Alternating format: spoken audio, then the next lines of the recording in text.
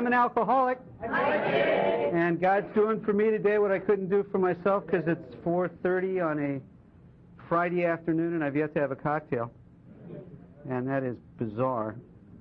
I have the fortune to be in a room today that has at least 5 people that if they weren't at my first meeting of Alcoholics Anonymous 21 years ago, they were in the first 10 meetings that I was at.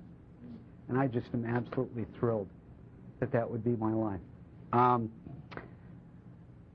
I have had the great fortune to love books and love history since I was a little kid. And when I got sober, one of the things that I was interested in was what the heck is this thing that we call Alcoholics Anonymous, and where does it come from, and all of that. So what I've done with the help of my spectacular bride Adele, my daughter Jessica, and the patience and forbearance of a lot of friends and family is to put together a series of talks to share with you the things that I love the most, absolutely the most, when it comes to talking about this thing that we call Alcoholics Anonymous. And just to jerk everybody's chains and to try and get a little attendance, what we did for the first talk was we called it the Big Book, Divine Inspiration or Guided Plagiarism.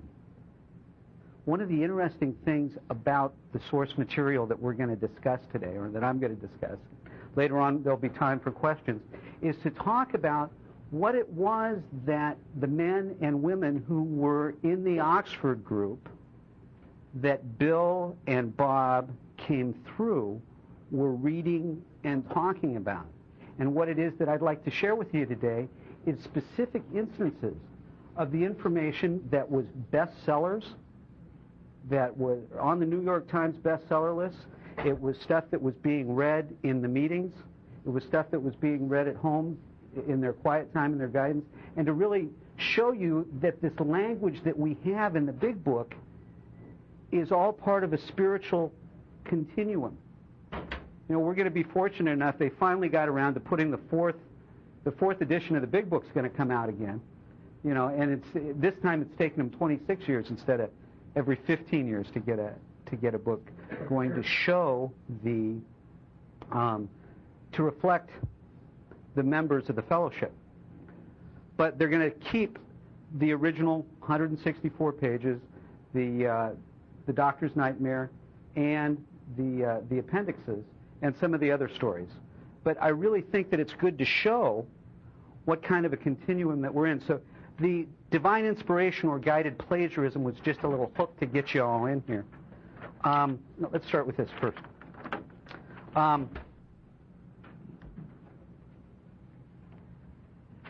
Alcoholism, a moral weakness. That's basically what people thought it was up until about the mid-1800s. And the only thing that that folks had to combat it basically was either you got locked up at home, or you went to an insane asylum, or if you were lucky, you got religion.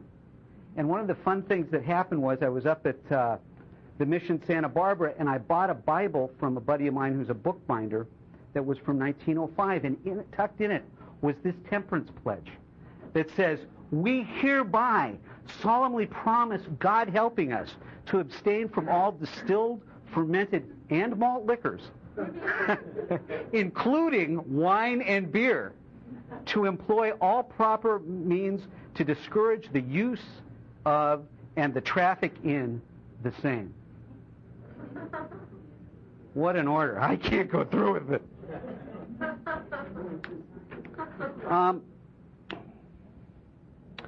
The Oxford group was a group of men and women who were trying to grow along spiritual lines by doing certain spiritual exercises.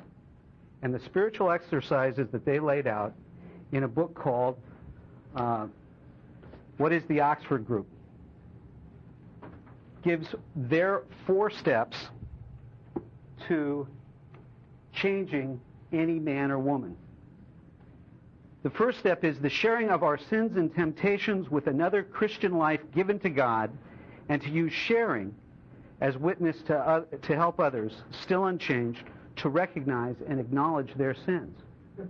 So what we're talking about here is first doing an inventory, first doing a fourth step. And the sharing that they're talking about is laying out all of it. All of it. And what the Oxford group did is that they had groups of men and women. They had stag groups, women only. They had men-only groups. They had businessmen's groups. They had cleric groups where people could get together and talk about the things that they wished were not true about themselves the most. And they could share it in confidence. One person talking with another. And by doing this, what they did is they would purge themselves to the point that they could actually, with confidence, surrender, the second step, surrender our life, past, present, and future, into God's keeping and direction. So first they're doing what we'd call steps 4 and 5. Then they're able to do 3. That way you can't be stuck on 3.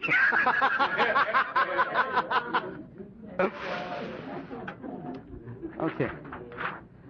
Their third step was restitution to all whom we have wronged, directly or indirectly.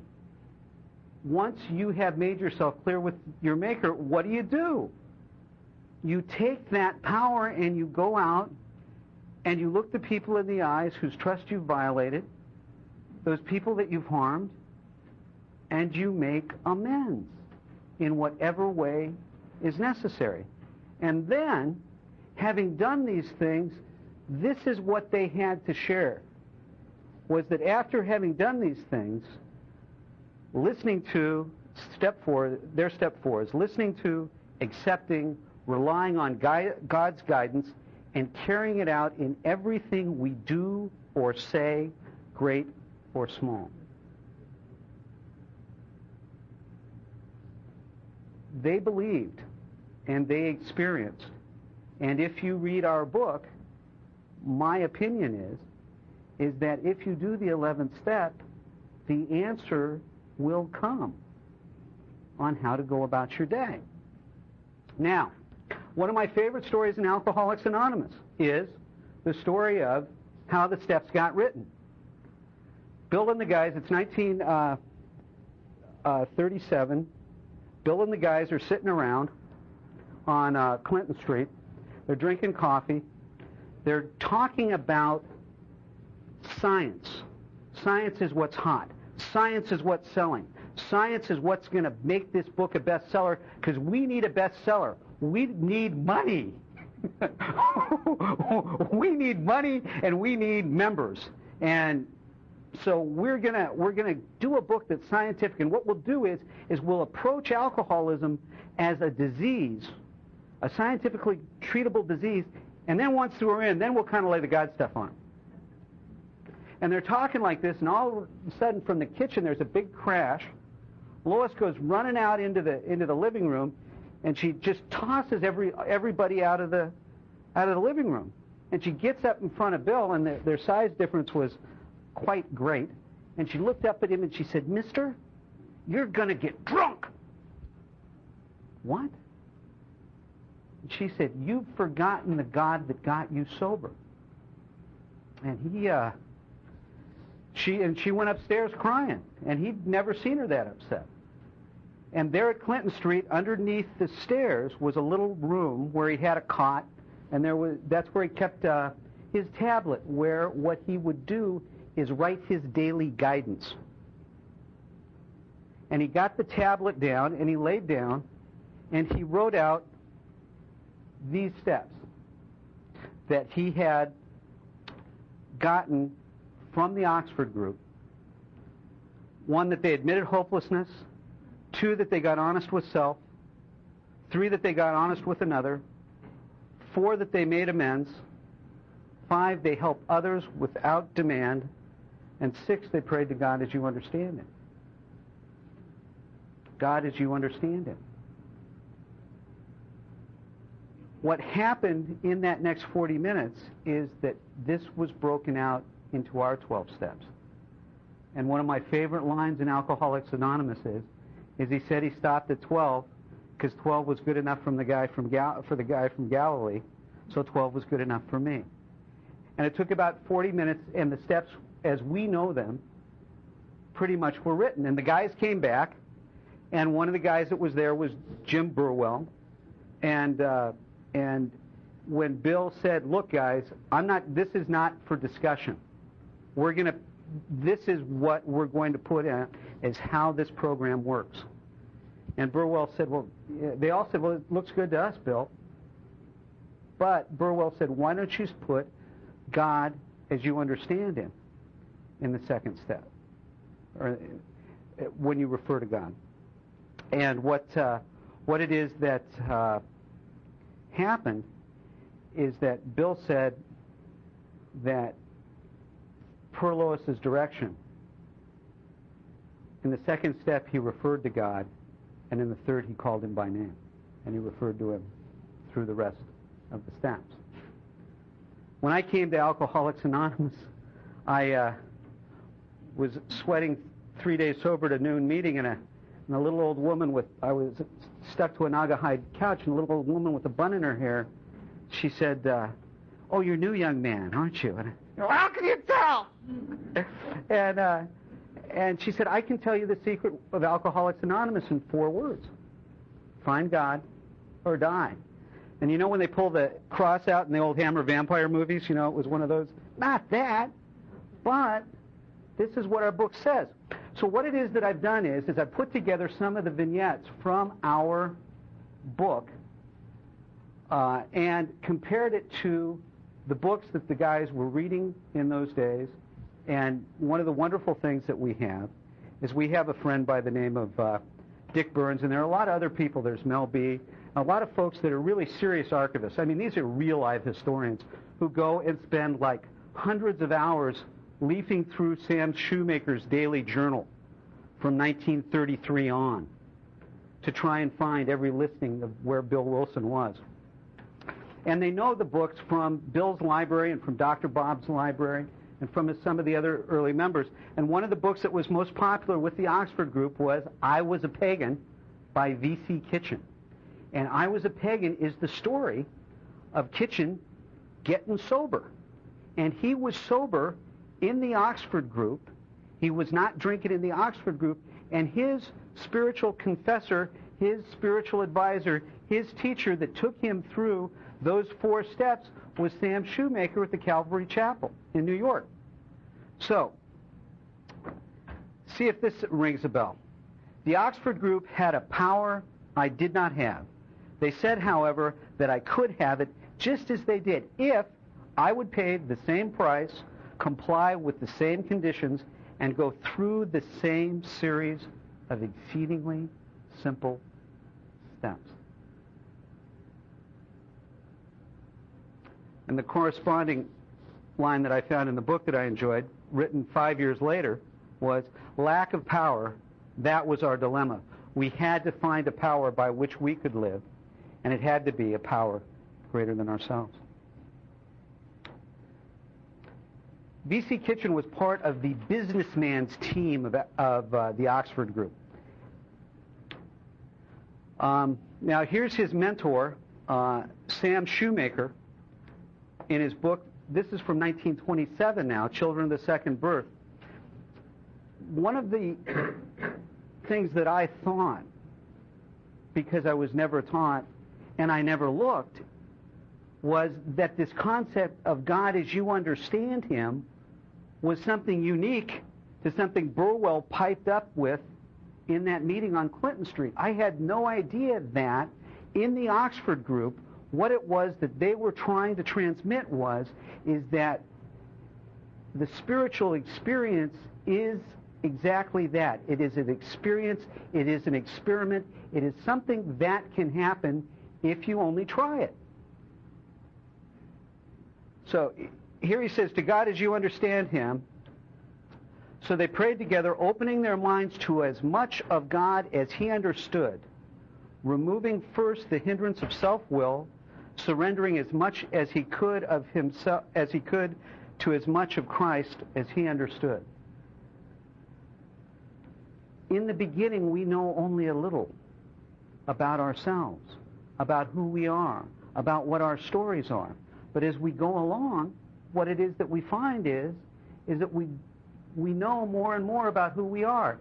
And it is my fervent prayer that what happens each day is that I'm able to actually see the hand of God moving in my life.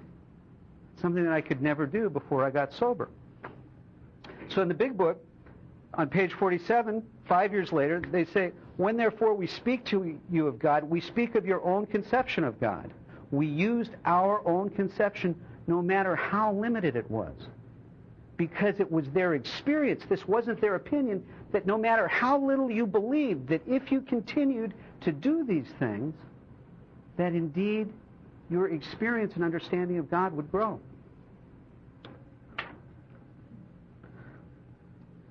One of the fun things about reading the source material is that the third step prayers, the surrender prayers, are a lot more fun because they're not as formal. And this is Kitchen's prayer from the Oxford group. Again, I was a pagan in 1934. He said, I surrender thee my entire life, O God. I've made a mess of it trying to run it by myself. You take it, the whole thing, and run it for me according to your will and plan. I can understand that. Huh? You know, but you know, the way that Bill wrote about it 5 years later was, God, I offer myself to thee to build with and to do with as thou wilt. Relieve me of the bondage of self that I may better do thy will.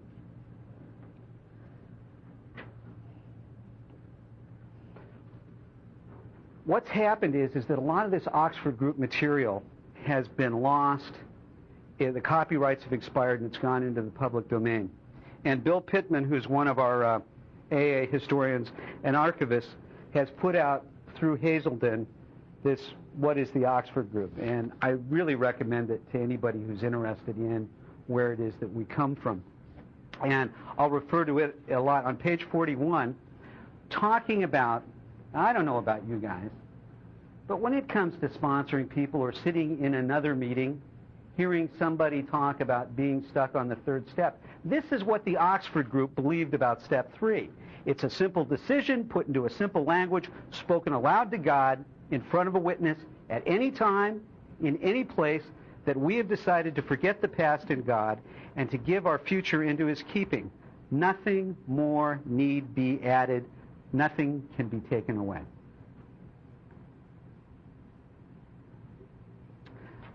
The Oxford groupers believed that it was really important that you do this in front of another person who was a changed person.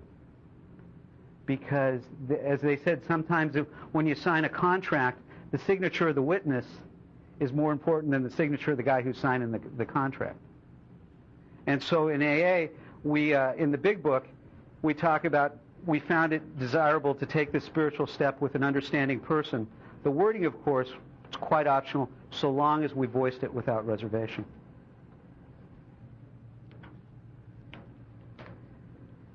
The Oxford group guys had great titles to their books.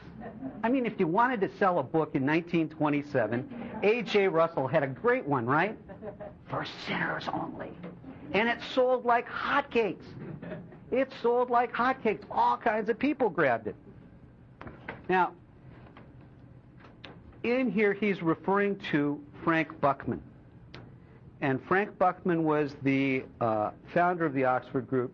And tomorrow when I talk about the Oxford group, I'll go into him in more detail. But he was an American. He was a Lutheran minister from Pennsylvania who in 1907 in Keswick, England, was sitting after a year of going around Europe preaching and not having any success at all, was sitting listening to a woman who was a Salvation Army preacher, and what came loud and clear is that he was the problem. That he was the problem. That it was his ego that was getting in the way of him being of maximum usefulness to God and to his fellows. And so the answer that he would give to people, because, you know, when you're running across somebody who's really doing something, and this man did a lot. In fact, I have to recommend this book, On the Tail of the Comet by Garth Lean. It's really thick, and it's a really fast read. It's the biography of Frank Buckman, and it describes what it is that this man did, where it was that he went, who it is that he talked to, and it's absolutely spectacular. It's one of the most inspiring things I've ever read. But anyway, so A.J. Russell got together. A.J. Russell was the editor of the London Daily Mail's religion pages. And one time he asked Frank, he said, "What book should I read to prepare for special work?" In other words, going out and changing people, helping folks to surrender their character defects and find God. He told me to prepare myself as I was the great problem. I must make sure that everything was right and clean between myself, my neighbors, and God. And of course, that same sentiment's described so well in A Vision for You, in that the answers will come if your own house is in order, but obviously you can't transmit something you have in God. See to it that your relationship with Him is right, and great events will come to pass for you and countless others. And again, I'm not saying that Bill took a look and you know, he had 6 books out and he was synthesizing it all. No, not at all. This man was a marvelous, dynamic thinker. But these are the things that fed him.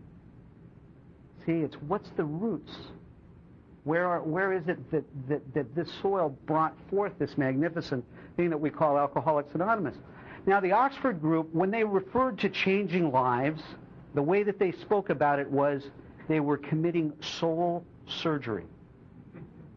That every one of our souls had little parts that were dark and diseased, and if you could go in and cut those out, then everything had worked. And that's how they referred to working these steps. So H.A. Walter, who was one of Buckman's earliest companions, actually traveled around the missionary world in the late teens and early 20s, going to China, India, South Africa, South America. And what they would do is they would get together with people who were missionaries, and they would try and get them to work these 4 steps so that they could have the vital spiritual experience, so they were able to transmit a living, acting message in these places that they were being missionaries. So Walter writes, following conversion, the new convert must be sent to work with others. He should understand from the first that his prayer and Bible study will ultimately become burdensome if he regards them only as fundamentally and inevitably the means to his own spiritual development, and not the means to his successfully serving others. In our book, we express it this way, that our very lives as ex-problem drinkers depend upon our constant thoughts of others and how we may help meet these needs. In other words, when we're asking, the Oxford group people believed that when they were asking God to help them, that they were only asking for help so that they could be more useful to God, not so that they could become more wonderful people.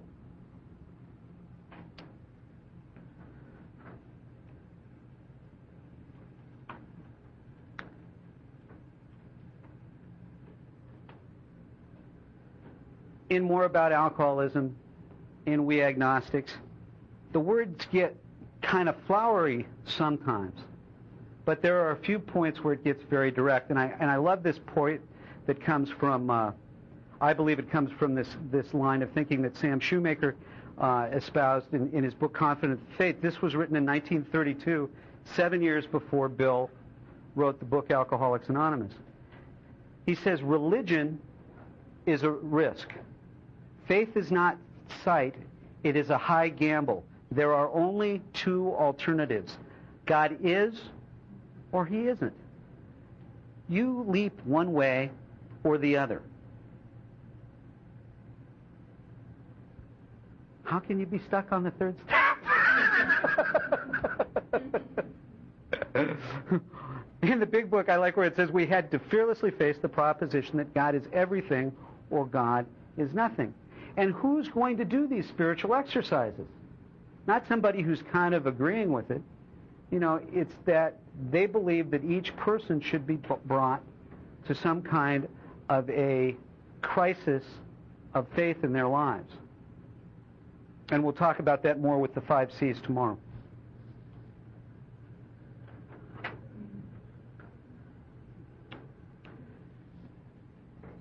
Having done the spiritual steps, having made the confession, or having shared with another Christian, as they called it, having gone out and made amends, what happens is that this new power starts to flow. And in I Was a Pagan, D.C. Kitchen describes it as, I came not only into consciousness of God, but into usefulness for God. I was able to do, through God's help, what no man has ever been able or ever will be able to do for himself. And of course, Ebby's great line to Bill in the big book was that my friend sat before me and made the point-blank declaration that God had done for him what he could not do for himself. That particular line, time and time and time again, in just about everybody's testimony, is what comes out, that God was doing for them what they could not do for themselves.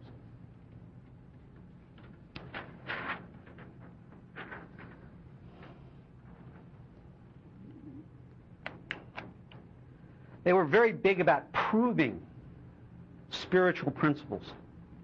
And one of the ways that Kitchen talked about it in I Was a Pagan was, I was able to supplement the all-important why of life with the still more important how of living. I was able to begin really solving my own problems. For the first time in my experience, was given the power to begin helping others. And the way that it's described in our book is that this is the how and the why of it. First of all, we had to stop playing God. It didn't work. Next, we decided hereafter in this drama of life that God was going to be our director.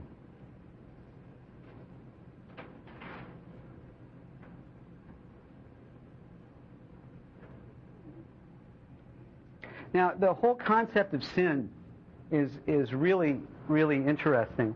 Buckman always mentioned that he believed that sin was what separated someone from God, any activity that separated someone from God or from his fellows. And as my friend Bill C. always says, he says that he believes that God lives in the space between you and me. H.A. Walter in Soul Surgery, he says that sins are the symptoms of spiritual sickness. No one will ever realize to what extent the Holy Spirit can work through the spiritual to alleviate the troubles of the mental and the physical. This is what these guys believed. This is what Bill and Bob Dobson and all the people who were sober, that first 78 people that first year, that's what their experience was. That the way they described it was they have not only been mentally and physically ill, they've been spiritually sick. And when the spiritual maladies overcome, they straightened out mentally and physically. The Oxford group believed that there was no problem a human being could have that these steps could not address. And all that we've done is we've taken the Christianity part of it, toned it down, and exactly that has happened. We have hundreds and hundreds of different fellowships all over the planet who use these steps to address every kind of problem that people can have.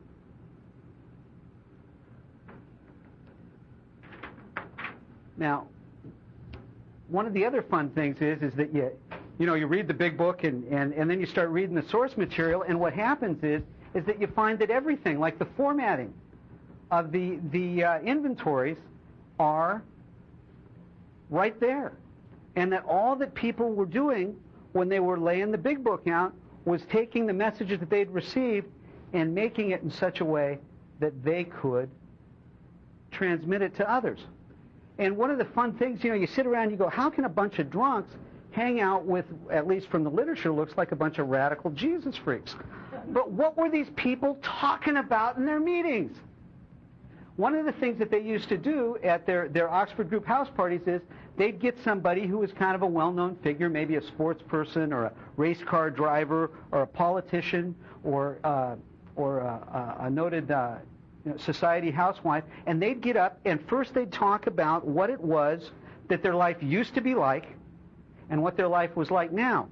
And now this is the kind of person, this is V.C. Kitchen again, he says, in my own life, I most liked myself. Liquor, tobacco, and almost every other stimulant, narcotic, and other form of self-indulgence. My man.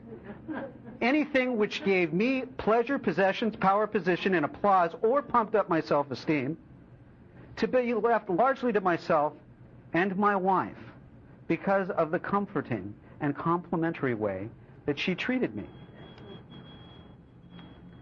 And then he says, so what they do is they talk about what they liked most, and then they talk in their former life about what they hated most. And he puts, I hated most poverty for myself, prohibition, right on, brother, work, yes, people who disapproved or tried to interfere with me, and any betrayal of my inner thoughts or emotions. Huh?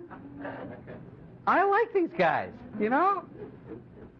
Now, so he has the spiritual experience, he works the steps, he starts changing others, and what is it that he finds that he most likes? So then they talk about what it's like now. What does he like most now? God, time alone with God, the fellowship of the loving Jesus Christ, the stimulation of the Holy Spirit and the wisdom of God's guidance, my wife because of the things God now enables us to do for each other, communion with others who are trying to lead the same kind of Christ-centered life, and the witnessing to all of what Christ has come to mean for me. Now, when I go to meetings, what do I hear? I hear about God. I hear about some time spent with God. I hear about the fellowship, our fellowship.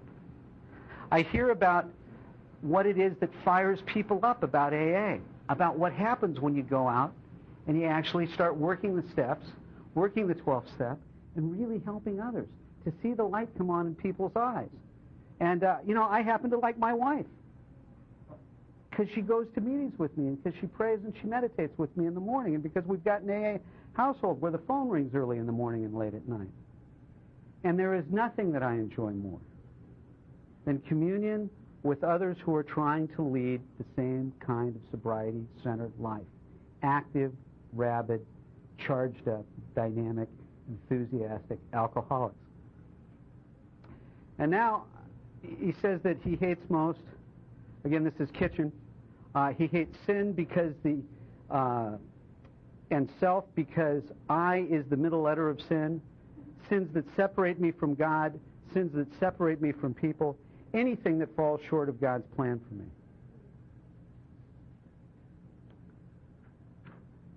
And of course, here's our format. It's exactly this, when we're talking about the resentments,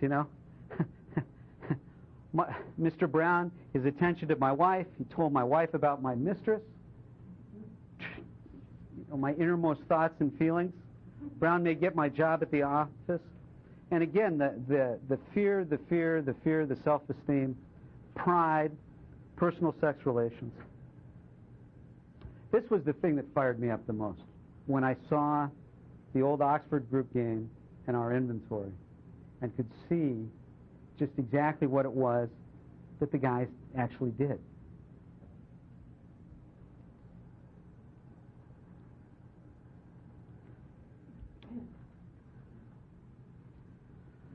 V.C. Kitchen says in I Was a Pagan, I also know that these ambitions, hypocrisies, and vices were not drained out when I transferred my belief in one plan or philosophy or another. They were drained out by stopping the self-effort to get rid of them, by letting God take hold to do the job and putting God first in our lives, in my life.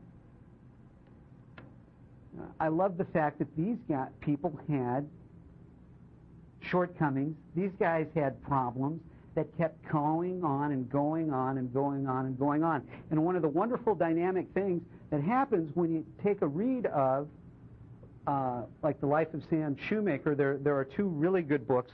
One is I Stand by the Door, which is his life by his wife, Helen Shoemaker.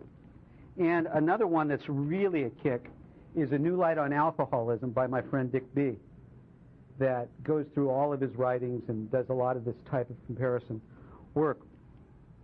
But Shoemaker always talked about the fact that he kept having these problems, that his problems just didn't go away.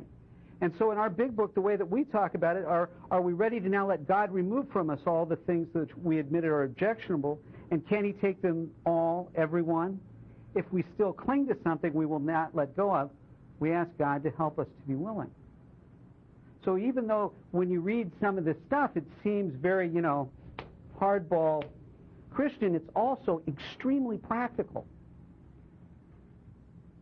That it's the willingness and it's the continuing to grow along the spiritual lines that gives us the help.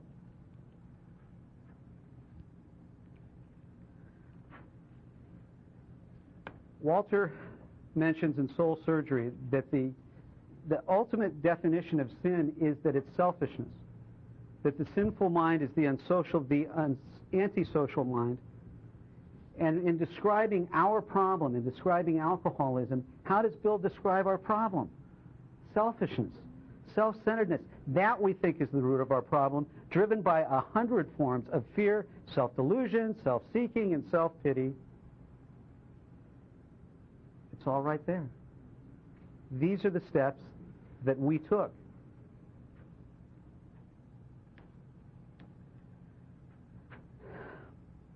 Samuel Moore Shoemaker was the rector at Calvary Chapel. And he was there from 1925 to 1951. And he worked closely with Frank Buckman from 1918 to 1925. They went all over the globe carrying this message of working these steps and having a personal spiritual experience by removing the things that blocked you from your usefulness from God and his fellows. He was the guy who, when Bill had his spiritual experience, well, a couple weeks before he went into Towns, or a couple days before he went into Towns Hospital the last time, he was down at Sam's church, the Calvary Mission, and Bill got seized, and he went running down and went to the aisle, and he gave his life to Christ, and he said he did it in a blackout. He didn't remember anything about it. He was jumping for Jesus. Yes, he was jumping for Jesus is one of the ways that he put it. Singing old camp songs, and he was just mortified. He was absolutely sure that somebody was going to say, the next time he was trying to get a job on Wall Street, "Oh, yeah, I remember you. You were down at the mission." Anyway, Shoemaker, when Bill had his spiritual experience, what he did with that was he was given by his friend Ebby Thatcher the book, The Variety of Religious Experience by William James. And in that, there's a wonderful piece that is S.H. Hadley's conversion and liberation from his drink obsession. And they're at the Calvary Mission and in the Oxford group meetings that were happening at the Calvary Chapel at the time, there were about 15 guys, all whose drink obsession had been lifted by working these steps. So when Bill comes out of the hospital, he's got a bunch of fellow travelers. Not only his buddy Ebby and his buddy Roland, but he's got V.C. Kitchen, he's got Shep Cornell, he's got all working with drunks, trying to get them to find Jesus so that they can have the spiritual experience. Bill gets into the Oxford group. And the Oxford group at the time, into the late 30s, is starting to morph from not only a personal religious transformation, but into a group called Moral Rearmament. And Moral Rearmament was going out to change drunken nations, not drunken people. And Frank Buckman had been sobering up drunks since before Bill Wilson had his first drink. And he wasn't that interested in them.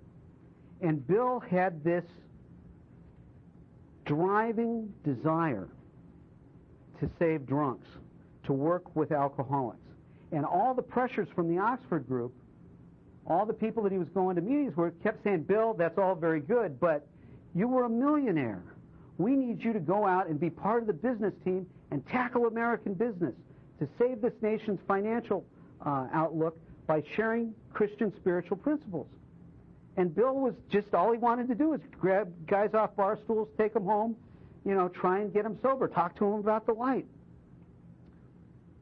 Sam Shoemaker believed in Bill's calling. And once to twice a week, from the time he got out of Towns Hospital, whenever he was in New York, that first couple years, he was spending time with Sam Shoemaker. And Sam was teaching him, going through the steps, and this is the guy that Sam was the single most prolific author of Oxford group material. And he's teaching him these concepts. As they're starting to write the book, Bill goes to Sam, and we have this on two authorities, that he goes to Sam, and he says, Sam, we need to take these 4 steps. He's not talking about the 6 that they were using, but your 4 steps, and we need to break them down so that they're more palatable to alcoholics. Will you do that for us? And Sam said, no. He said, this has to be written by an alcoholic, and you're the man to do it. There are some wonderful literature. All this stuff that I've read and that I'm sharing with you, it's all around. It's just a matter of seeking it out. But one of the pieces that we have in our Grapevine is an article that Sam Shoemaker wrote for the Grapevine in 1963, and it was supposed to be published, and it actually was published in January '64. But Shoemaker died before the thing was actually published. So it was published posthumously. But what it says in the long form is,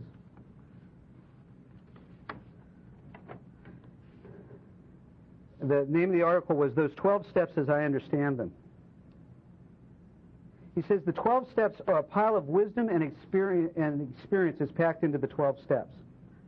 I have even compared the inspired 40 minutes during which those steps were given to the founder to the 10 tables of law that were given to Moses on Mount Sinai. This is from the man who Billy Graham said was the single most dynamic preacher of his day. Many skeptical folks are inclined to say, oh, this is a gathering of previous experience. It didn't come all at once. I have no doubt about the previous experience entering in, but I know that there are inspired hours when people have been able to gather and put down a compendia of truth in a fashion that can only be called inspiration. It is an hour when men's powers are at high pitch and tension, when the Spirit of God hovers near making suggestions. I doubt that the 12 steps that have changed the course of existence in so many thousands of lives could have been the product of a mere hum and insight and observation. They can and will bless anyone, alcoholic or not, who will follow through and be obedient to them. They are morally and spiritually and psychologically and practically as sound as they can be. They will offer a way out for many a person who knows nothing personally about alcoholism. They will point the way to those who have known it and lost it. Thank God for the 12 steps, and for a man wise enough and open enough to God and to the observation of human experience to receive these truths and to transmit them to the world. That's what I got. Thank you very much.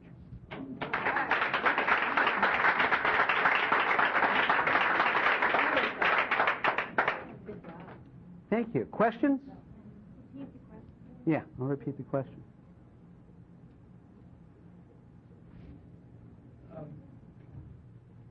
The Oxford group talked about Bill Wilson not being maximum because of his single focus on alcoholics, and he wanted him to be more. So he somehow fell short in what he could have achieved in their mind's eye.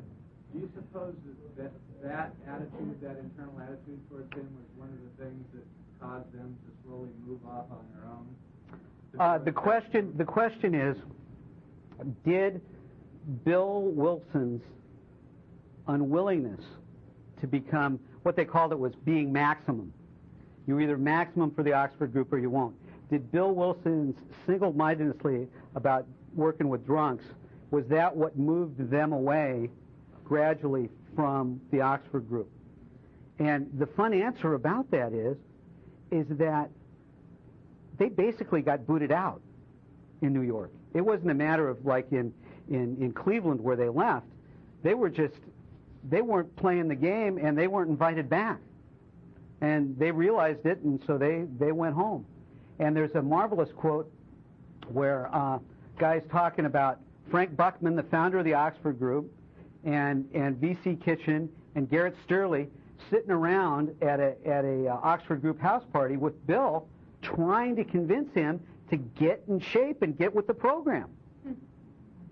And yet he wouldn't. Was Shoemaker part of that? No, Shoemaker was his supporter through all this.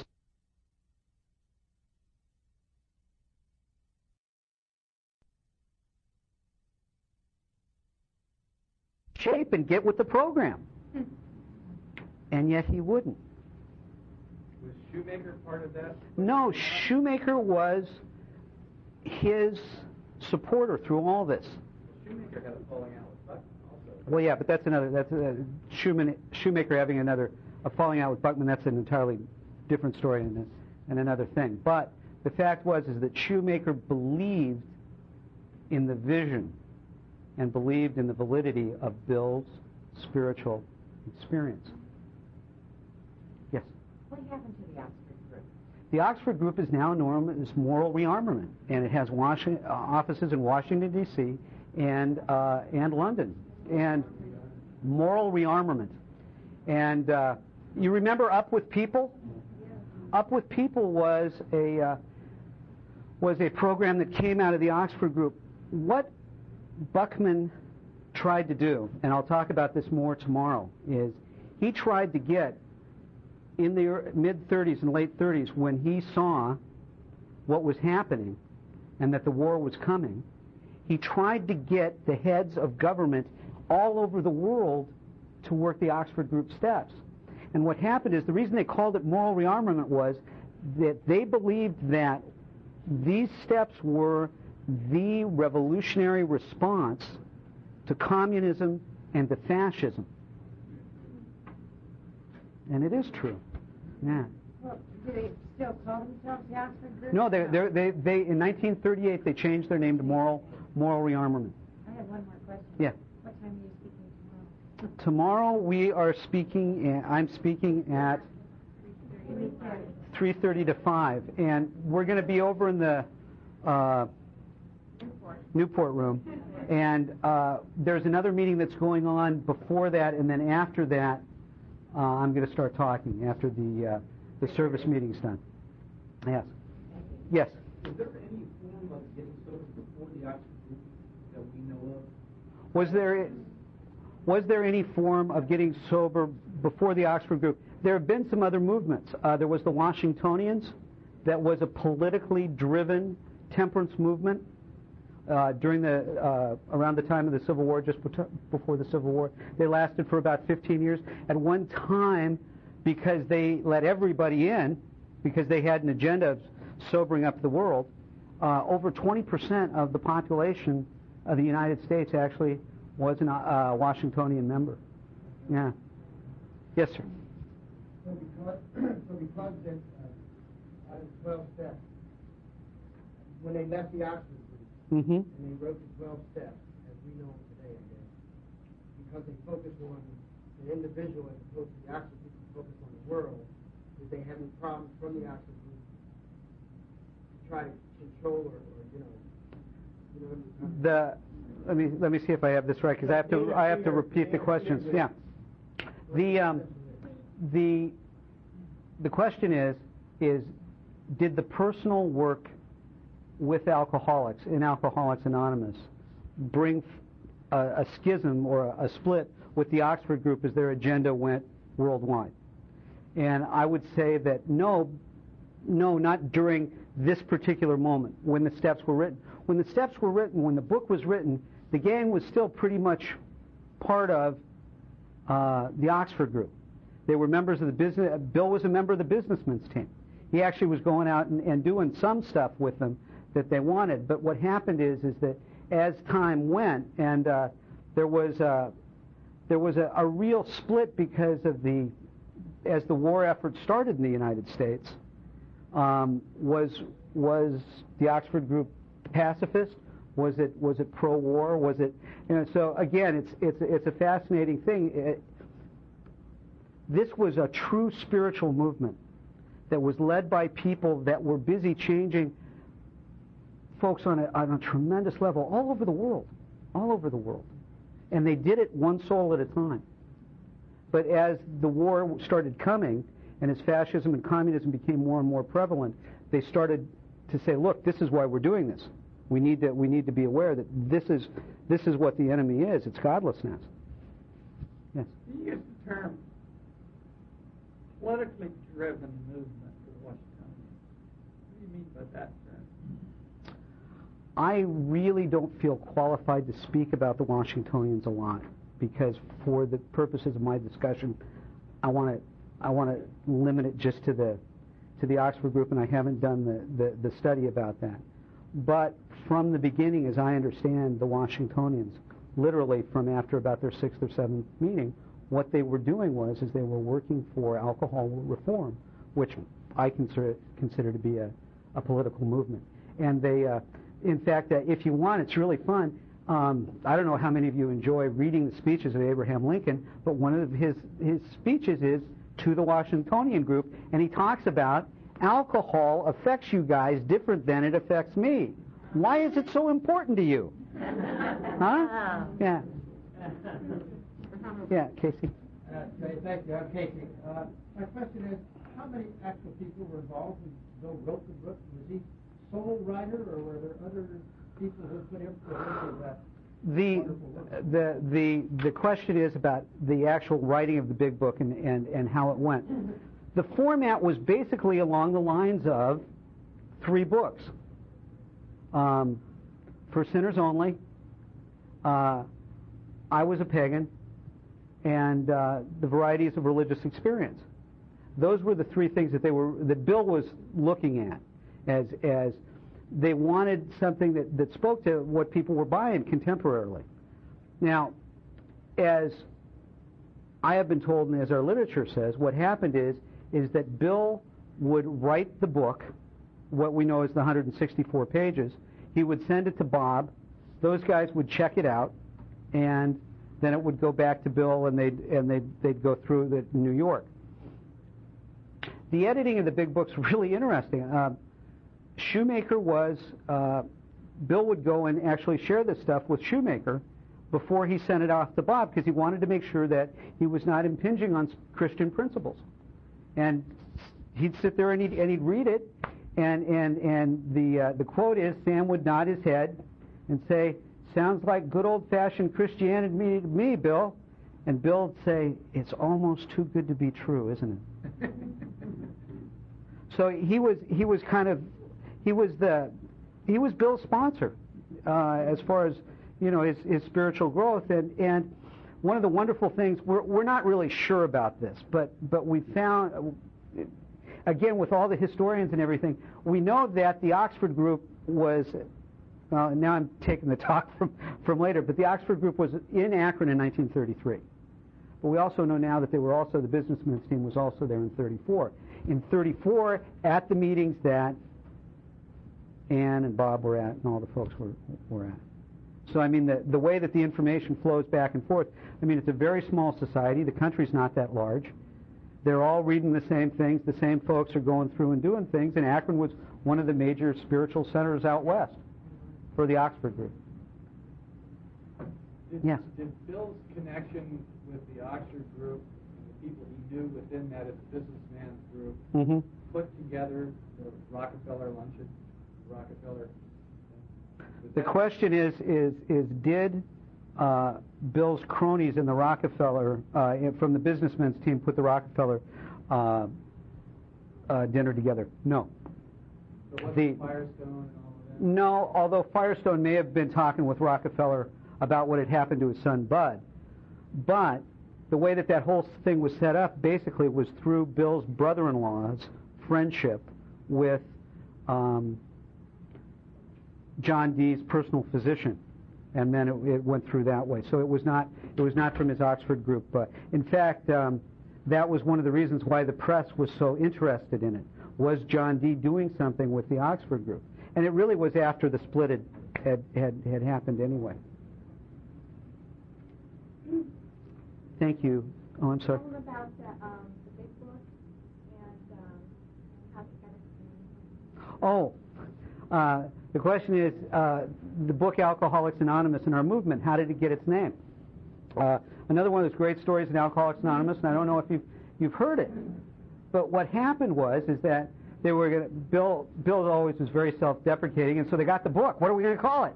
And he says, well, okay, let's call it the Bill Wilson Movement. Everybody goes, shut up, let me, you know. And so they thought, well, it's all a bunch of guys sober, and they were saying that there's 100 of us that are sober. Let's call it 100 men. And so they were going to do that, and then a gal showed up. So they couldn't call it 100 men and a woman. So let's can that. So then they thought, well, let's call it The Way Out. And one of the guys was going down to New York, so they looked up in the copyright office, and The Way Out, there were 12 books called The Way Out, and they didn't want to be the 13th. So they're still wondering, what are we going to call it? Well, one of the things that they used to do to increase membership in these days was they'd go to Bellevue Hospital, and they'd get alcoholics, and they'd bring them out, and they'd sit them in the meeting. And sometimes they'd get sober, and sometimes they wouldn't. And they'd bring wet brains. And there's this guy who was an editor of the New Yorker, and he's gone. And all he does is babble, anonymous alcoholics, anonymous alcoholics, anonymous alcoholics, anonymous alcoholics, like all the time. But after about 3 days of bringing him to the meetings, the gang kind of liked the cadence of it. And then a wag said, hey, you know what? If we're going to use that, why don't we put the drunk first? And everybody, of course, liked that, and so they called the book Alcoholics Anonymous, and that's where our movement got its name. From a wet brain. Yeah, from a wet brain. Yeah, exactly. Yeah. How to get the big book? Oh. Oh, yes. Oh, yes. Yes. The question is, was there sponsorship in the Oxford group? Yes, there was. And one of the interesting things about the sponsorship in the Oxford group is that, okay, so you've gone through this process where what you've done is you've experienced, you've listed all your sins, and you've shared them with another guy. You've surrendered to God. You've gone out and you've made restitution. And now what you do every day is that you sit in the quiet for a period of time in the morning, and you read the Bible, and then you wait with a piece of paper and a pencil, and you wait for God to speak. And what happens is you write down that stuff. I mean, that's why Bill had his little pad there. So what people were doing, they were writing down their guidance. And what you do is that you talk to your sponsor, the person that you've done your sharing with, about what it was that your guidance was, as to whether this actually was spiritual direction from the Holy Spirit, or maybe it was just a little bit of self-will. Now, one of the fun things about this, of course, is that you've got this group of men and women in Akron, sober guys and their wives are getting guidance about what their husbands should be doing. So again, you needed to do, they called it checking. But yeah, sponsorship was very, very, very important. Again, I thank you so very much. For